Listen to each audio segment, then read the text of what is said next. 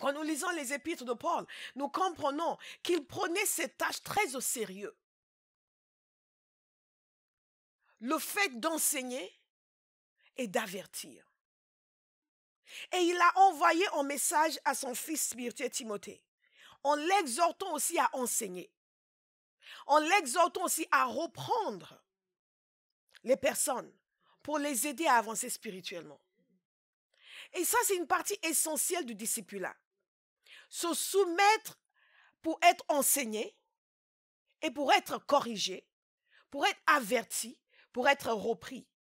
S'il n'y a personne dans votre vie spirituelle à qui vous avez cédé l'autorité pour vous reprendre et vous exhorter, vous n'êtes pas un disciple. Alléluia. Et c'est fondamental de le savoir, c'est intrinsèque à la nature du discipulat que de suivre et de se laisser conduire et de se laisser enseigner et repris et corrigé. Alléluia.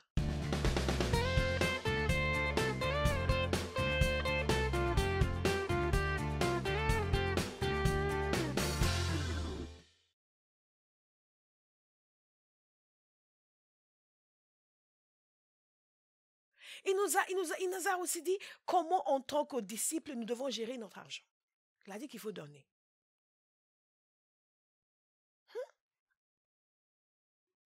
Il y a des gens, leurs mains sont fermes, sont collées à leur dos.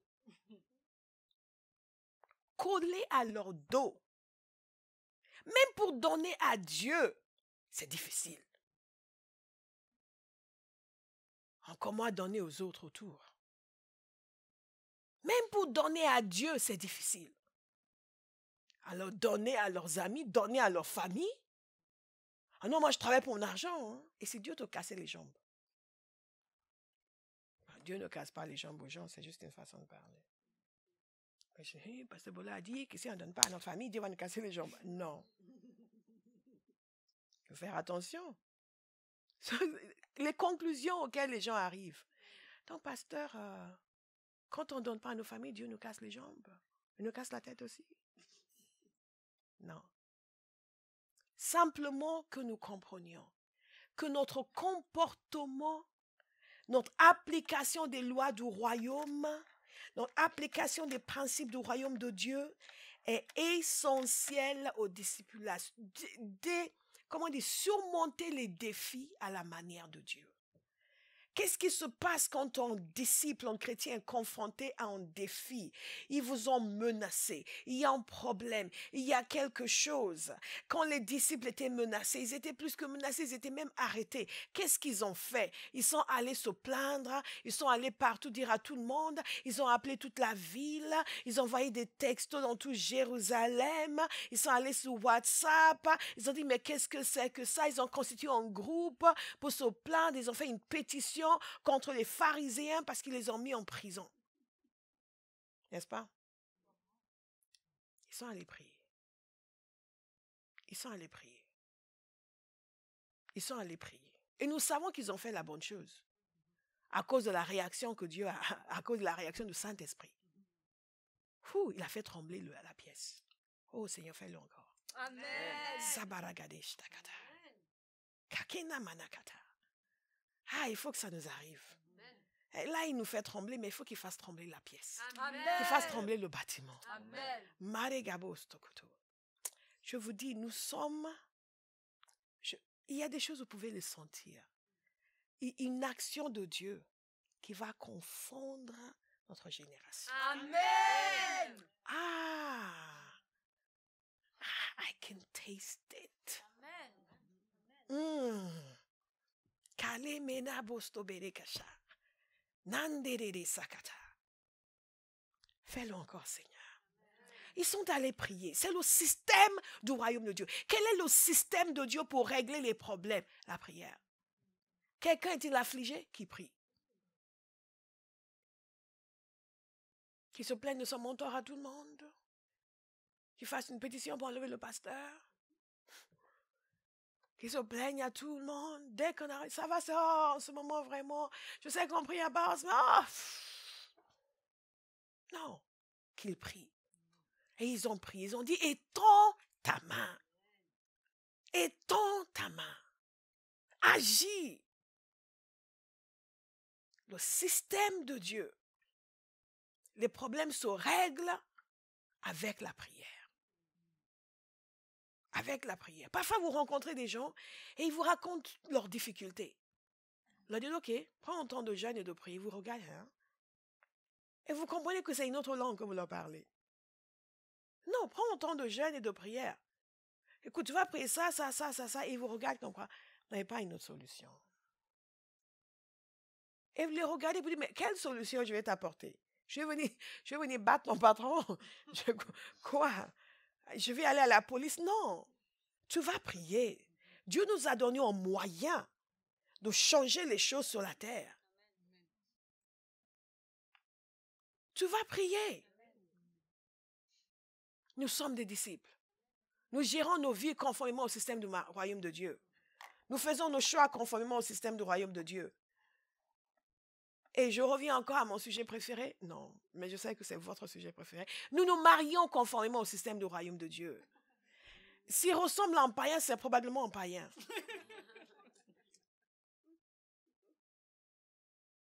Est-ce que vous me suivez?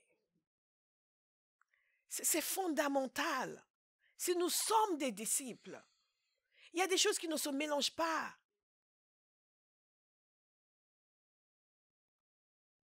Et il y a même certains chrétiens qui ne sont pas recommandables. Vous voulez vous marier avec quelqu'un, allez sur sa page Facebook. Allez voir ce qu'il partage. Il y a certaines choses qui ne trompent pas. Il y a des gens qui sont hypocrites, bien sûr. L'Éternel est puissant. On partageait les posts de Abba House. Dieu est grand. Ouais, le beau visage de Pasteur Bolan. Mais il y a certaines choses qui ne trompent pas. Avant d'aller loin, allez voir les anciens posts, avant qu'ils ne commencent à partager les posts de Abba House. Il y a des choses que les gens qui se disent chrétiens exhibent en public. Vous vous demandez ce qu'ils font en privé. En style du royaume de Dieu. Et le dernier point que je vais vous donner aujourd'hui, parce que le temps est passé. Vous avez remarqué que c'est une application consciente. Ce n'est pas quelque chose qui vient au hasard. C'est un choix. Je vais me regarder. Que dit la parole de Dieu à ce sujet? Peut-être que je ne savais pas avant. Donc, c'est mon processus de discipulat. Je ne vais pas juste réagir par rapport à mes anciens instants. Oui, mais moi, avant, c'est comme ça. Ah, ça, c'est avant. Ça, c'est pré-Jésus. Maintenant, nous sommes dans un autre système. Nous allons fonctionner différemment. Oui, bon, nous, on a décidé, on va changer de ville, on va aller vivre là-bas, il y a beaucoup de soleil, etc. Non, ce n'est plus comme ça dans le royaume. C'est pas juste, j'ai envie d'aller vivre là-bas, j'y vais. Non, c'est Jésus, qu'est-ce que tu dis? Est-ce que tu m'envoies là-bas? Parce que maintenant, j'ai un mandat pour servir Christ, faire des disciples. Donc, est-ce que tu m'envoies? Si tu ne m'envoies pas là-bas, je reste où je suis. Parfois, il y a des gens qui ont perdu leurs enfants parce qu'ils ont décidé d'aller vivre quelque part parce que, vous savez, l'atmosphère est agréable. On a une grande maison. Mais il n'y a pas d'église. Donc, ils arrêtent d'aller à l'église. Ils prient à la maison. Et les enfants grandissent. Oh, c'est quoi ces choses-là?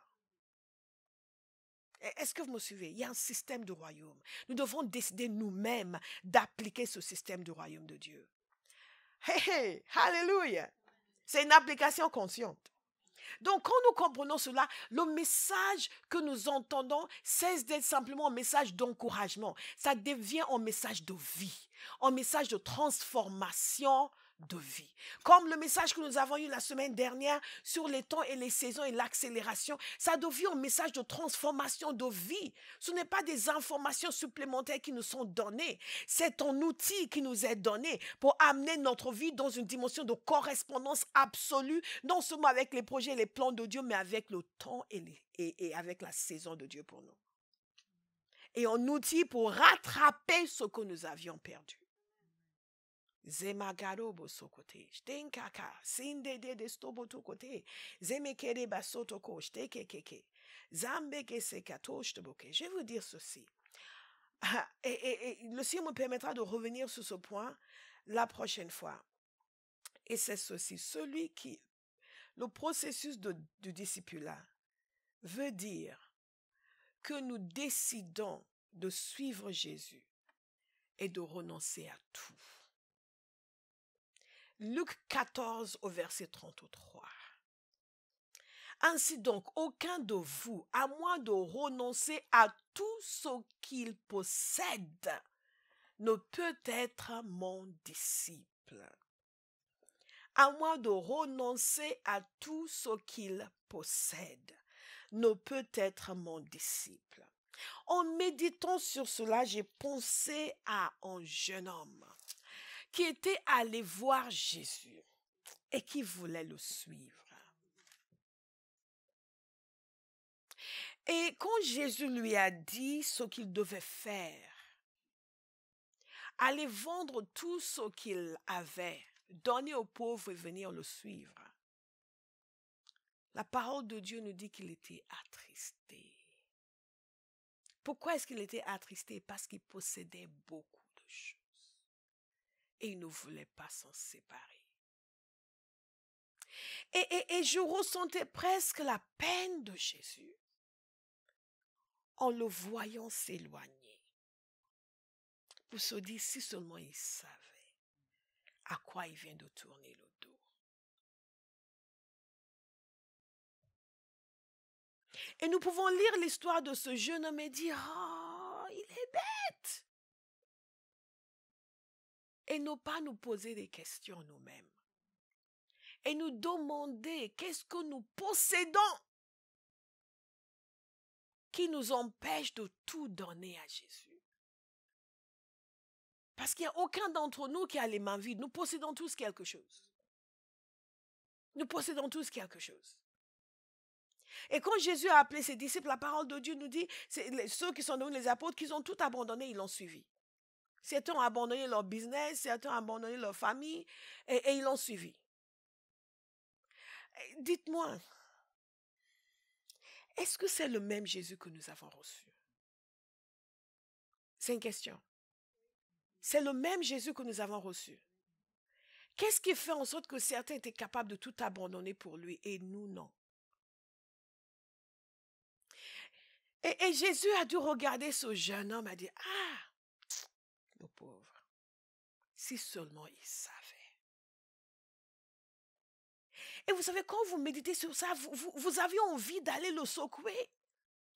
Seigneur, que je sois transporté dans le temps pour aller le secouer, pour dire, non, viens, suis le Seigneur. Suis-le.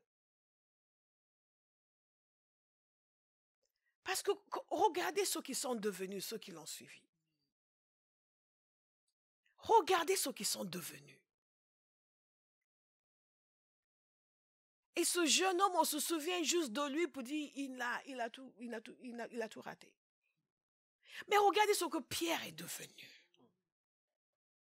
Regardez ce que Jacques est devenu. Même l'apôtre Paul qui ne l'avait pas connu de son vivant, comme nous. Il l'a rencontré et il l'a suivi.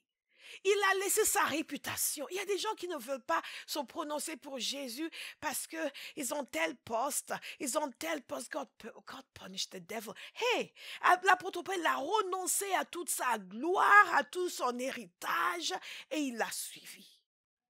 Regardez ce qu'il est devenu. Pensez-y, qu'est-ce que nous allons devenir? Si nous le mettons lui en premier et nous renonçons à tout le reste pour le suivre. Hey, je suis toujours interpellée par ces gens qui sont capables de tout abandonner pour suivre Jésus. Et quand j'étais jeune dans la foi, je commençais à lire des histoires de réveil et je priais pour moi-même. Parce que je me rendais compte que moi, je possédais des choses. Et que j'étais attachée à une certaine image de moi et à un certain style de vie. Que Dieu nous délivre. Amen. Un vrai disciple suit Jésus, pas ses intérêts. Parce qu'en réalité, notre plus grand intérêt est en Christ. Un vrai disciple fait de Jésus sa priorité et des choses de Dieu sa priorité. Et c'est l'absence de disciple-là qui fait que nos églises sont comme elles sont. Elles sont bondées pour des événements et après quand c'est pour prier, waouh. Et il y a quelques années, j'ai vu un message du pasteur Jim Simbala de Brooklyn Tabernacle. Cette vidéo doit être encore en ligne. Et j'ai dit, c'est exactement ça. C'est une église qui a été fondée sur la prière. Et la réunion de prière est toujours bondée.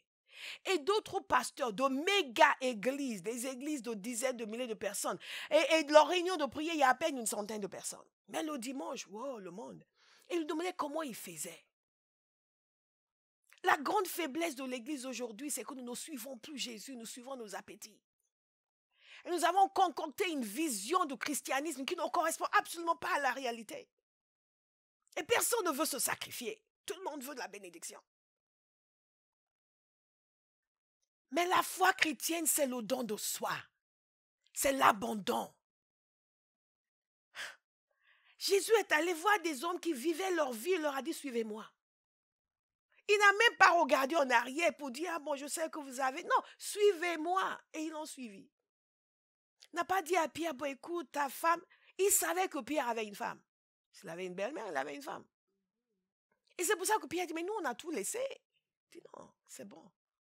Il n'a pas dit, non, ne laisse pas tout. Il faut arrêter de dire aux gens de ne pas laisser. Il faut laisser. Dans le royaume de Dieu, il faut se donner. Dit oui, on comprend, vous ne pouvez pas venir à la prière parce que vous avez des enfants en bas âge. Amenez-les. Il y a des gens qui se plaignent parce que oui, on est obligé d'amener les enfants à la prière. Et heureusement pour vos enfants qui grandissent dans une atmosphère de prière. Après, quand ils deviennent des délinquants, vous allez venir que le pasteur jeune ait pris pour eux. Qui est-ce qui a dit que ça fait de mal aux enfants d'être à la prière? Où est-ce que c'est marqué qu'un enfant doit aller au parc et ne pas être à la prière? Ça, c'est la pensée de notre génération. Combien de parents chrétiens aujourd'hui sont en train de pleurer parce que leurs enfants ne marchent pas avec Dieu?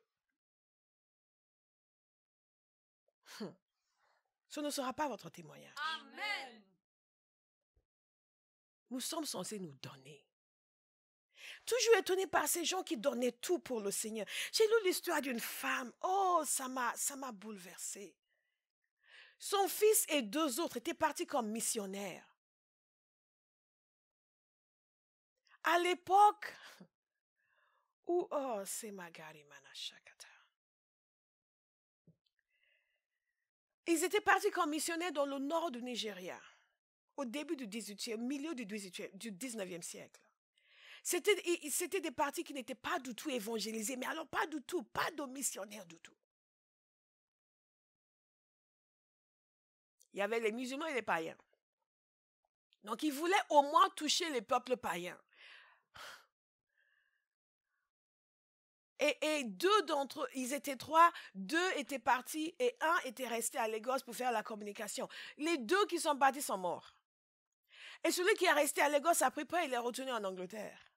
Il est allé voir la mère de son confrère qui est décédé. La mère de son confrère qui est décédé l'a regardé et lui a dit, écoutez monsieur, moi je préférais 1000 fois, si c'était mon fils, si vous étiez mon fils, qu'il meure tout seul là-bas plutôt que de revenir terrifié en Angleterre.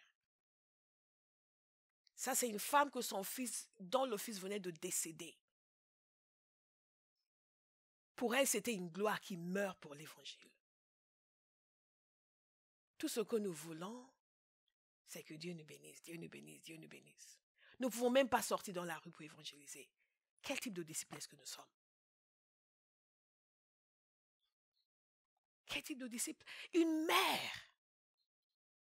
Puis je préfère 1000 fois que mon fils meure sur le champ missionnaire que de revenir terrifié en Angleterre. Je parlais avec Béatrice de l'histoire d'une femme, une Américaine. Elle est née au 19e siècle, elle est morte au 18e siècle, elle est morte au 19e. C'était la première femme noire consacrée comme ministre de Dieu dans l'église méthodiste aux États-Unis, Jared Lee. Et cette femme avait reçu l'appel de Dieu de façon surnaturelle. Mais elle avait parlé à son pasteur qui disait que non, on n'ordonne pas les femmes. Les femmes ne prêchent pas. Et elle s'est mariée avec un homme qui était pasteur. Et 8 ans après, il est décédé. Le Seigneur est revenu réitérer son appel. Au XVIIIe siècle. Donc, elle est retournée dans son église où elle était avant.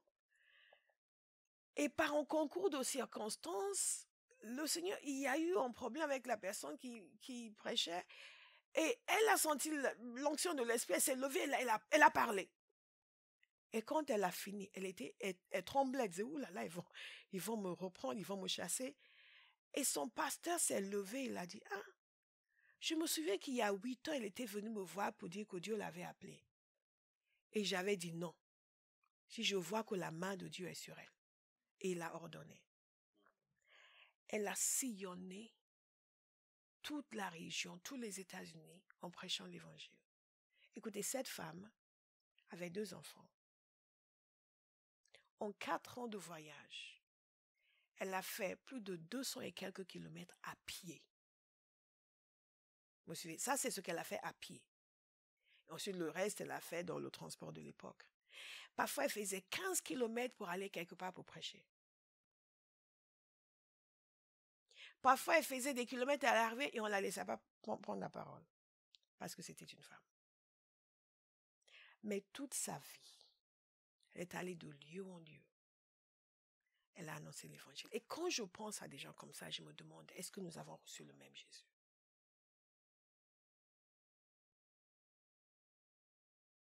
Dans le livre que je suis en train de terminer sur le feu de Dieu, je parle de l'histoire d'un homme qui s'appelait Thomas Birch Freeman. Son père était africain. Et lui, il est né aussi au 19e siècle. Son père était africain et sa mère était blanche. Mais on sait très peu de choses sur son père. Mais il est né en Angleterre, il a grandi en Angleterre. Il se considérait comme un Anglais normal, bien sûr. Et il était méthodiste aussi. Ils allaient envoyer des missionnaires. Le premier missionnaire est resté 6 mois et est mort. Ensuite, ils ont envoyé 2 couples. En quelques semaines, un couple est mort. Le deuxième couple, l'épouse est morte. Il est resté en seul. Et après, ils ont fait un appel pour savoir qui voulait aller.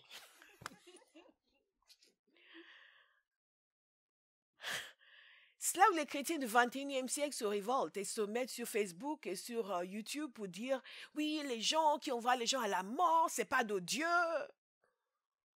Ça, c'est pas une parole de Dieu. On va examiner ça bibliquement. » On aurait fait pléthore de vidéos pour dénoncer le comité qui envoyait des gens mourir.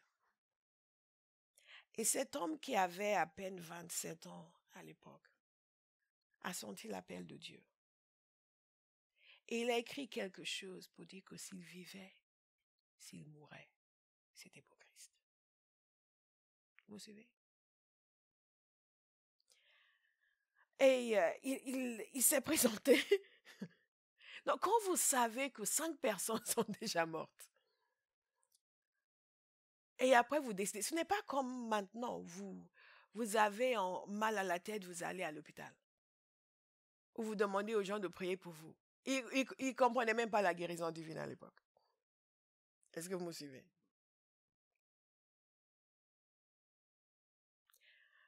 Et donc, il s'est présenté, ils ont dit, il fallait qu'il se marie. Il a trouvé une jeune femme très sympathique qui voulait l'épouser. Est-ce que vous auriez épousé un homme comme ça? Toutes ces jeunes femmes qui veulent se marier. Est-ce que vous auriez épousé un homme comme ça qui vous dit, bon, je vais partir c'était la région de Ghana, Gold Coast à l'époque. Je vais partir là-bas comme missionnaire. Je ne peux pas te garantir que tu vas survivre 6 mois. Mais est-ce que tu veux bien m'épouser pour qu'on aille servir le Seigneur ensemble? Et cette jeune femme l'a épousé. Ils sont partis. Peu de temps après leur arrivée, il est tombé malade. Sa femme l'a soigné. Ensuite, sa femme est tombée malade et elle est décédée. Mais il n'est pas reparti. Oh, ce que je ne vous ai pas dit. Il est arrivé en s'attendant à voir l'autre missionnaire venir l'accueillir, celui dont la femme était décédée, qui faisait partie du groupe de 4. Et dès qu'ils sont arrivés, lui et sa femme, ils ont dit, ah non, mais elle est décédée il y a quelques semaines. Donc les deux sont arrivés, ah.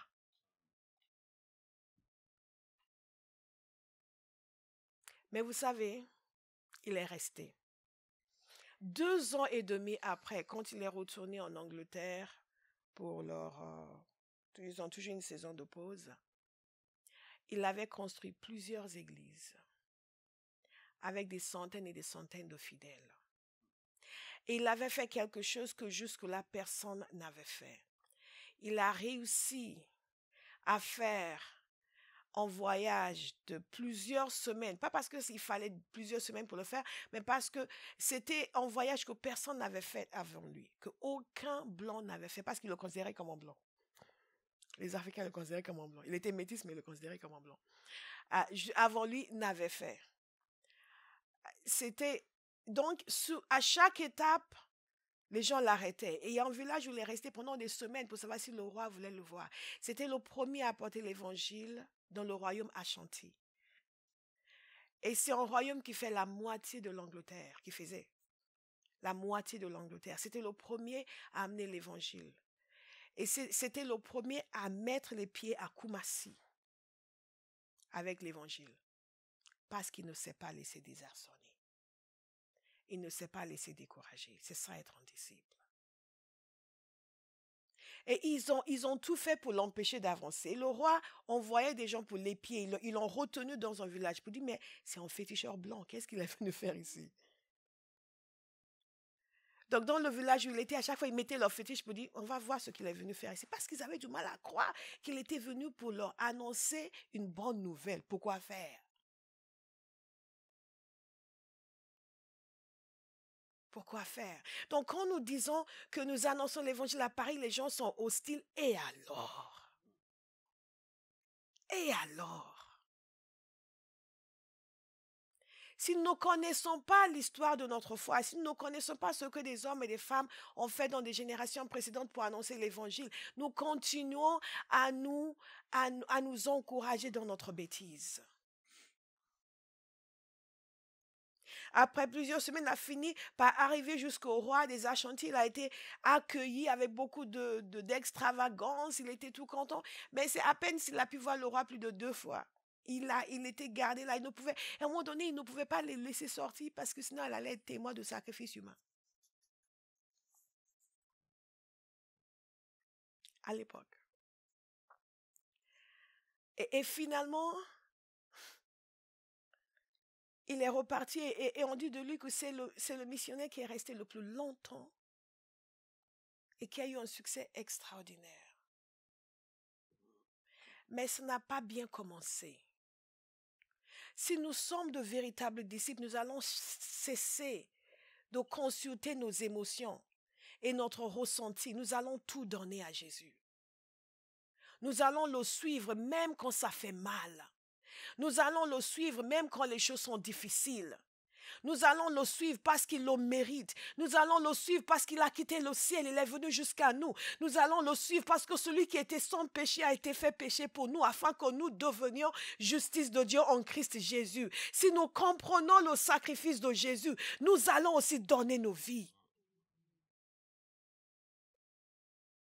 Dans toute l'histoire de l'Église, et j'aime l'histoire de l'Église, j'ai rarement vu une génération comme la nôtre qui a tellement reçu et qui donne si peu. La moindre chose, nous commençons à nous plaindre. C'est trop pour nous, c'est trop nous demander. Mais est-ce que nous savons que Jésus a souffert réellement pour nous à la croix? Il n'a pas fait semblant de souffrir. Rien que le fait de s'humilier, de prendre la condition humaine. Parfois, je me demande si nous croyons vraiment ce que nous disons croire. J'aime quand Jésus dit dans Luc 14, verset 25, « Si quelqu'un vient à moi sans me préférer à son père, sa mère, sa femme, ses enfants, ses frères et ses sœurs, et même à sa propre vie, il ne peut pas être mon disciple. » quelque part, nous pensons que nous sommes sous la grâce maintenant, ouais, tout est cool, on fait comme on veut. Jésus a des paroles très fermes parce qu'il sait ce que ça lui coûte. Ça lui a coûté, ça allait lui coûter de faire ce qu'il devait faire pour nous. Et pour lui donner nos vies, c'est un privilège. Nous disons que c'est un sacrifice parce que notre chair est si forte, mais en réalité, c'est un privilège. Pourquoi le Dieu de toute la terre voudra de nous? Il y a des êtres humains qui ne veulent même pas de vous. Vous venez pour dire, est-ce que je peux dire non, non, non, non, non, non.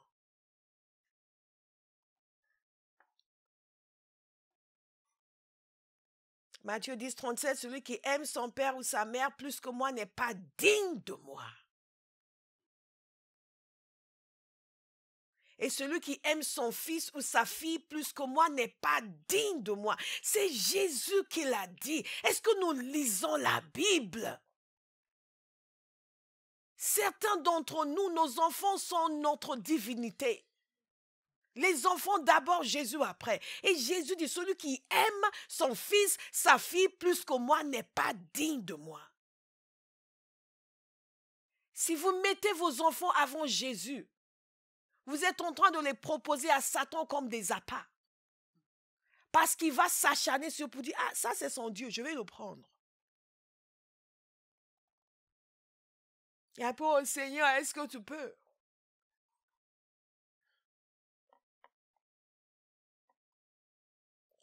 Vous savez, nous sommes un peu comme ce jeune homme qui est prêt à tout, qui veut suivre le Seigneur jusqu'à ce qu'il nous dise ce qu'il veut de nous. Là, on change d'avis. Ou on reste très très loin derrière pour qu'il ne voit pas qu'on est là. Et qu'il ne nous demande rien.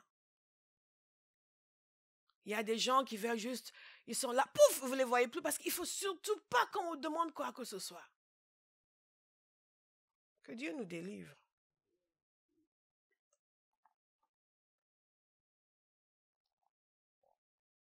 La parole de Dieu nous dit ceci que vous savez, il y a des parties de la parole que nous aimons. Nous aimons par exemple quand il nous dit que nous n'avons pas reçu un esprit d'esclavage, n'est-ce pas? Et que nous avons reçu un esprit d'adoption par lequel nous crions Abba Père. L'esprit lui-même rend témoignage à notre esprit que nous sommes enfants de Dieu. Yeah! Au verset 17 aussi, nous sommes enfants, nous sommes aussi héritiers. Yes! Héritiers de Dieu et co-héritiers de Christ. Ah! Si toutefois, nous souffrons avec lui, afin de prendre aussi part à sa gloire. Est-ce que quelqu'un ce matin veut encore être un disciple? Nous sommes disciples de Christ. Que notre conscience soit éveillée ce matin. Que quelque chose résonne en nous aujourd'hui. Pour comprendre que si nous ne devenons pas des disciples, nous allons gaspiller nos vies. Jésus ne nous a pas donné d'autres possibilités.